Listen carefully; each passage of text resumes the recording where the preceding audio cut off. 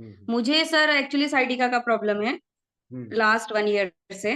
और बराबर। मेरा बच्चा जो है वो सेरेब्रल पाल्सी है उसको।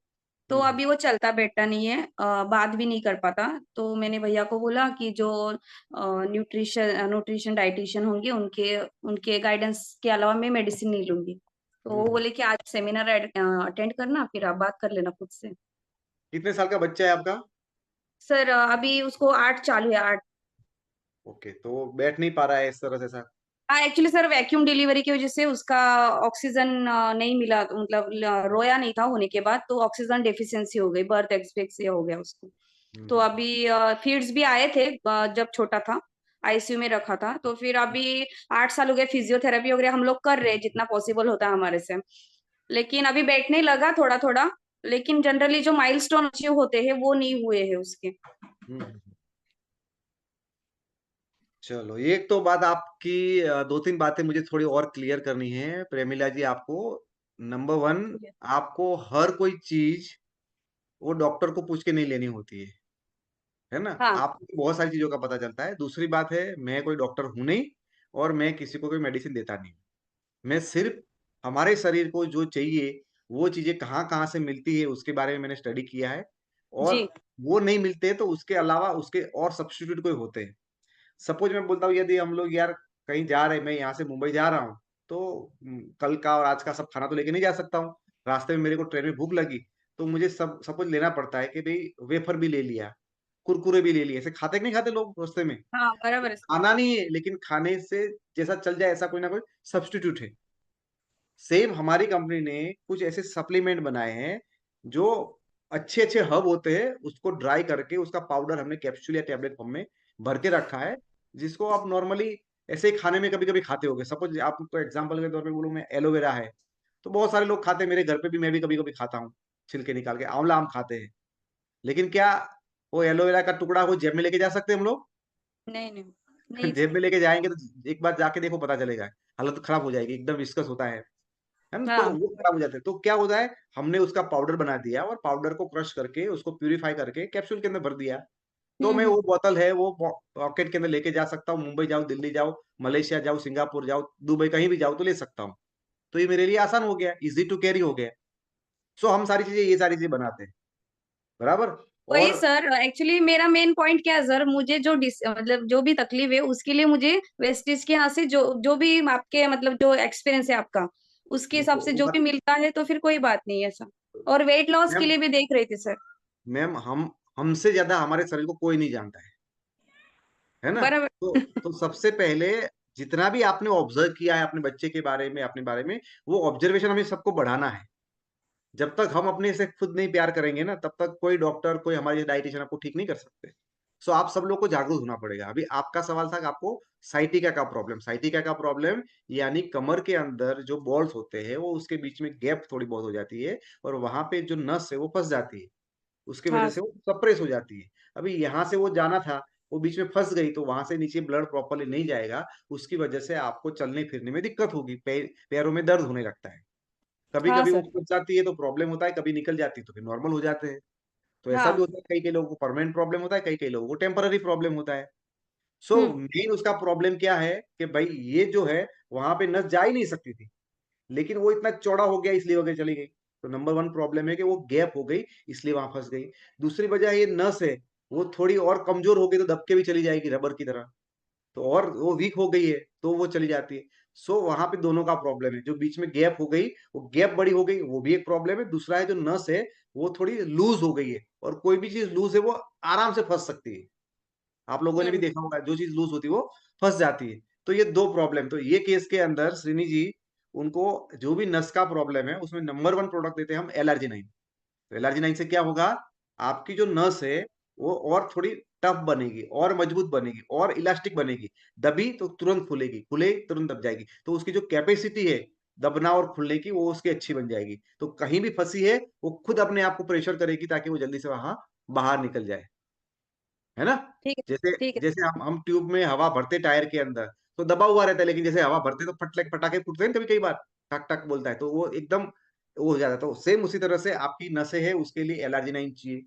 अभी जो जॉइंट में उनके घिसारा हो गया उसके लिए उनको ग्लूकोजामाइन चाहिए, कैल्शियम चाहिए, बराबर। अभी इतनी सारी चीजें ले रहे हो तो उसके अंदर कुछ पोषक तत्व भी तो जरूरत है, तो उसके लिए आप मल्टीविटामिन के तौर पे उनको स्पाइरुलिना दे सकते हो, या तो उनको कॉम्बायोटिक दे सकते हो, या तो उनको मल्टीविटामिन का स्प्रे दे सकते हो, सीएमडी दे सकते हो।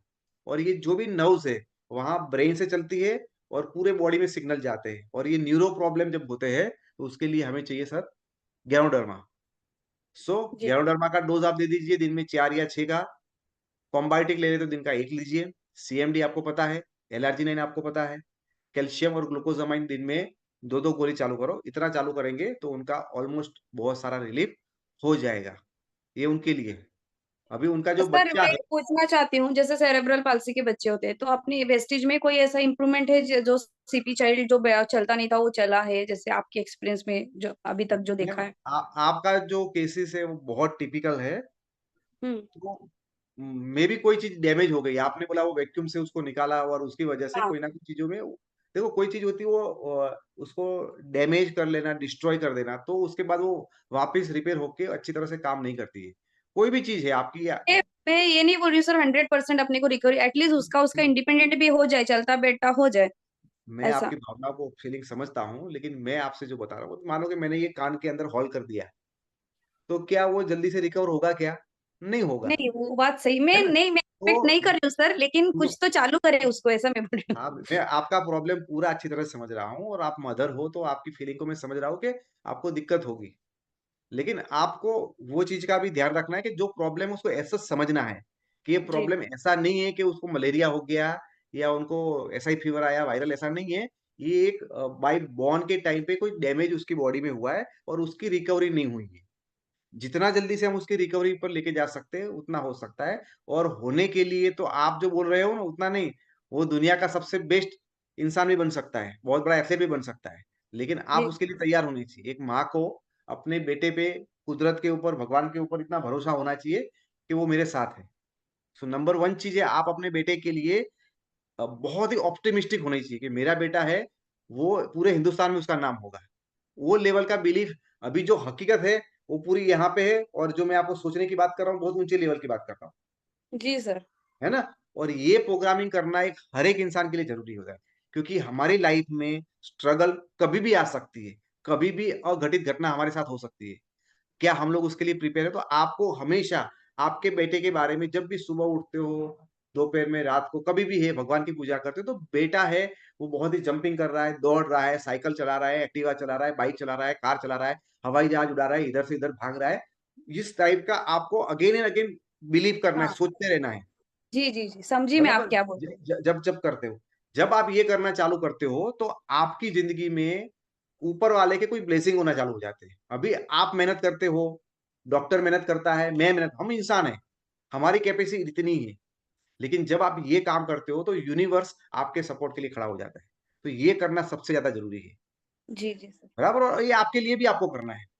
दूसरी ठीक है बात, सर। अभी अभी वो बच्चे को हम सिंपल है कि भी उसको कुछ भी प्रॉब्लम है, हमें नहीं पता उनको कहाँ डैमेज हुआ, न्यूरो प्रॉब्लम हो गया, फलाना ढिमकाना, कुछ भी हो सकता है।